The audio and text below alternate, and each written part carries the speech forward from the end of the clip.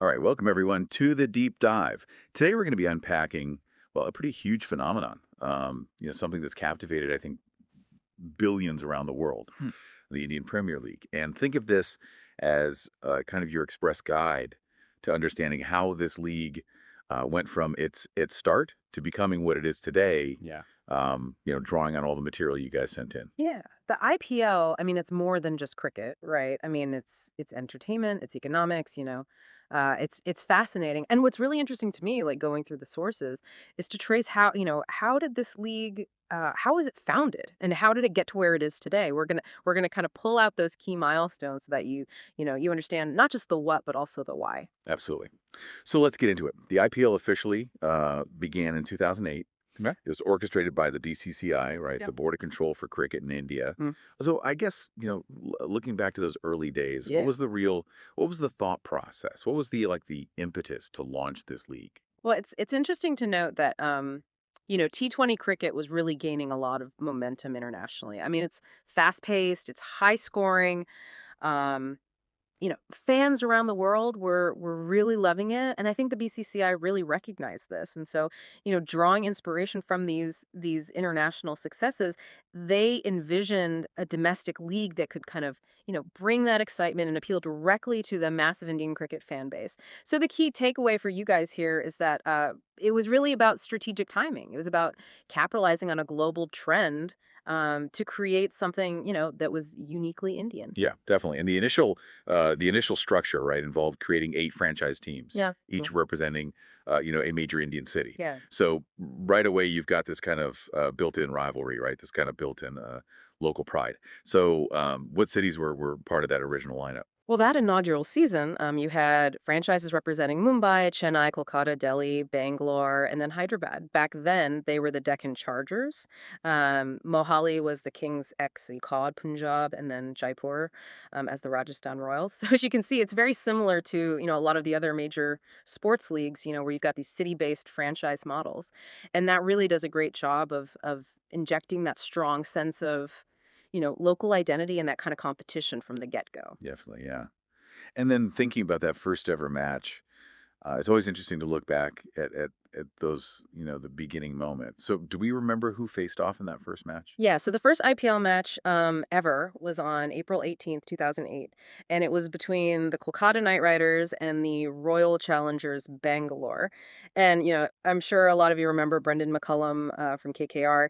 He just delivered this explosive innings. It really set the tone for what the IPL is all about, right? Yeah, That excitement. It was like a statement game. And I think from that moment on, everybody was paying attention. yeah, definitely. I mean, that innings is still talked about to this day. So who ended up lifting the trophy that very first season? Well, the champions of the inaugural IPL 2008 season were the Rajasthan Royals, and they were, led by the legendary, the one and only Shane Warne. They were considered the underdogs by many, but Warren's captaincy, his tactical brilliance, his leadership, it saw them through to a pretty memorable victory. It was a great underdog story. It kind of showed that anything could happen in this brand new league. Definitely, yeah. I think it speaks to the unpredictable nature of T20 as well. So let's fast forward a little bit. Your sources point to a period of expansion and growing popularity, between 2011 and 2015. So what really defined that era? Well, if we're looking at the growth trajectory of the league, this is where the IPL really cemented its position, as a global sporting, powerhouse. We saw two new franchises added in 2011. You had the Pune Warriors India and the Kochi Tuskers Kerala. And, the sources do point out that Kochi's journey was very short lived. They're only around for one season. But again, it shows that, the league was still finding its footing in a lot of ways. Yeah, definitely. It's a reminder that not every new venture will be a long term success. And you mentioned there were a couple of teams that really started to, dominate during this time, right? Yeah, for sure. I mean, Chennai Super Kings, Mumbai Indians, they really became the teams to beat. their consistent performances, their strong leadership, their passionate fan bases, all of that really contributed to the league's growing popularity. They started to build those legacies that we see continuing to, play out today. So I think, think of them as the early standard bearers of success in the IPL. Definitely. I mean, back then, you couldn't talk about the IPL without talking about Dhoni and his cool head leading CSK or the growing dynasty of MI. But it wasn't all smooth sailing during this period, right? I mean, the 2013 spot fixing controversy definitely casts a bit of a shadow. Yeah, and it's a good point because I think it highlights the importance of maintaining integrity in the sport as it grows, right? So the 2013 spot fixing scandal was definitely a big deal. Investigations revealed that some players were involved in manipulating specific parts of the game for betting purposes. And so even though the overall outcomes weren't fixed, that kind of activity, it really does damage the trust, right, that you, the fan, has in the game. And so it led to bans for several players, and I think that, sent a very clear message from the BCCI that they had a zero tolerance stance on corruption. Yeah, definitely. It was an unfortunate but necessary kind of turning point, I think, in the IPL's story. Yeah. So that kind of brings us to this unique phase, the suspension and reorganization between 2016 and 2017. Mhm. What led to that kind of major shakeup? Well, if you remember in the aftermath of that controversy in 2013, there were, the Mudgel Committee and then later the Lodha Committee, and they made these really strong recommendations about the governance of the IPL. And as a consequence of those recommendations, both the Chennai Super Kings and the Rajasthan Royals were suspended for 2 seasons, and that was in 2016 and 2017. So it was a really dramatic move, and it temporarily kind of reshaped the competitive balance of the league. Yeah, definitely. I mean, it was a void in terms of the established fan bases and the rivalries. Um, but as they say, sometimes opportunity comes from disruption. So there were two new teams that stepped in during this period, right? That's right. So they wanted to maintain that 8 team structure. So they brought in the Gujarat Lions and Rising Pune Supergiant to replace, those 2 teams that were suspended. And it actually, it created some really great opportunities for new players to shine, new fan bases to kind of emerge, albeit, temporarily. But what's really interesting is that the Sunrisers Hyderabad, who were an original franchise, but, they hadn't been as dominant, they really took advantage of this opportunity, and they actually won their first IPL title in 2016. And I think that shows you the unpredictable nature, the competitive depth of this league. Yeah, absolutely. It just shows that any team can rise to the occasion. So then 2018 comes around, and it marked the return of CSK and RR. Hmm. So what was the impact of their comeback? Oh, well, the fans were ecstatic. I mean, it was a huge deal. And I think it really lived up to the hype. Chennai Super Kings, I mean, talk about a comeback story, right? They went on to win the title in 2018. And I think for a lot of people, it was like reaffirming that legacy, that they had built. And it was really fueled by the experience and the leadership of their core players. And so I think for you guys listening, this really highlights the strong emotional connection that fans have with these franchises. Yeah, absolutely. It's like the old guard was back. Yeah. Um, but your sources also point to this continued success of Mumbai Indians during this period, between 2018 and 2021. Yeah. What's really remarkable about Mumbai is their consistency. They had those early successes, but then, I mean, they went on another incredible run, winning titles in 2013, 2015, 2017, and then back to back in 2019 and 2020. And so at that point, they were the most successful team in IPL history. And I think that really speaks to their team building, their on-field execution. I mean, it's a level of dominance that you rarely see in such a competitive league. Yeah, definitely. I mean, 5 titles in 8 seasons it's pretty remarkable. We also have to mention the 2020 season. It was a unique one.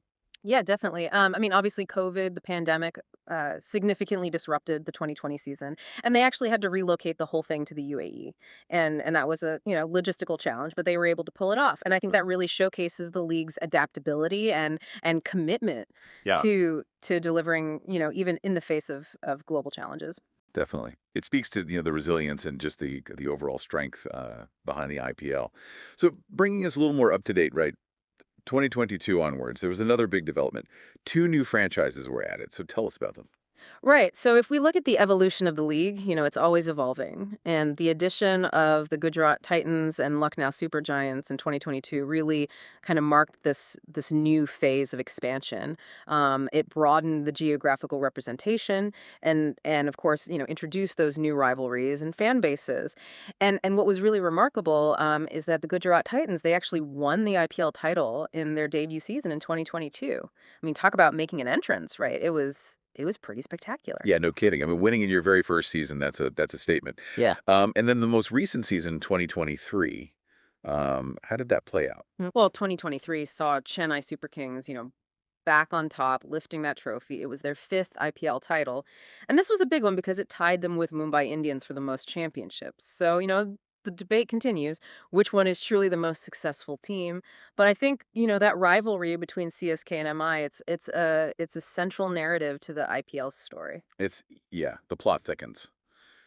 So to give everyone listening a really clear picture of the league's history, your sources provided a full list of the winners from 2008 to 2023.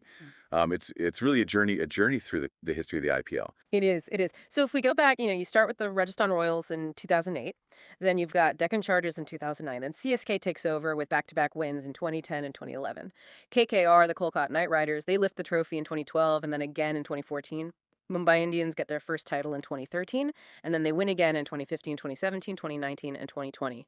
Sunrisers Hyderabad were champions in 2016, CSK back on top in 2018, then Mumbai again in 2019 and 2020. Chennai wins in 2021. Gujarat Titans have that incredible debut win in 2022. And then finally, Chennai Super Kings in 2023. So, I mean, when you look at it all laid out like that, you really get a sense of the competitive landscape and all those cycles of success, right, that have happened in the league. Yeah, it really does. Yeah. And as we've been talking about, it's those two teams, MI and CSK, that have really been the most successful, right? Right. I Right. mean, Mumbai Indians and Chennai Super Kings, they're the titans of the IPL, 5 championships each. Then you've got Kolkata Knight Riders with 2 titles. And then, Sunrisers Hyderabad, Rajasthan Royals, Deccan Chargers, and Gujarat Titans, they all have 1 title each. So, I mean, obviously, MI and CSK, are the dominant forces. But I think it's important to note that all these other franchises, they've had their moments of glory. And that's what makes the league so dynamic. Exactly. Yeah, it really shows that competitive spirit, even with that kind of sustained success from those two teams. So I guess stepping back, looking at the big picture, what would you say are some of the biggest impacts that the IPL has had, not just on cricket, but kind of beyond the sport itself? Right. If you think about the wider impact, I mean, it's been huge. So first, you've got the economic impact. It's the wealthiest cricket league in the world. I mean, the amount of investment it's brought into the sport is enormous. It's created so many jobs, players, coaches, support staff, and then of course there's the broadcasting, the sponsorships, the revenue. I mean, it's given the BCCI so much power in global cricket. And then secondly, the IPL has given this incredible platform for young Indian talent to develop. They get to train and compete alongside, the best international players. And so I think, think about all those players who might not have had this opportunity before the IPL. And then third, it's blended cricket, Bollywood, and big business. It's this really unique entertainment spectacle and it's attracting this massive, diverse audience. And finally, it's global. I mean, the viewership is immense. It's bringing cricket to new markets, new fans all over the world. Yeah, I mean, it really is a cultural and economic powerhouse. So the 2023 season is done, um, but everyone's already looking ahead. What can we expect in the next the coming seasons of the IPL? Well, the exciting thing is that the IPL is always changing. So, teams are going to be constantly trying to improve, their strategies, their scouting, Yeah. looking for new talent, both in India and internationally. Um, and they'll be adapting, right, to how T20 cricket is changing. We've got new teams, and that suggests the league is still growing. And the competition, it's only going to get more intense. I mean, every team wants to challenge Mumbai and Chennai. They want to create their own legacies. So, I mean, I think the 2024 season and beyond, it's going to be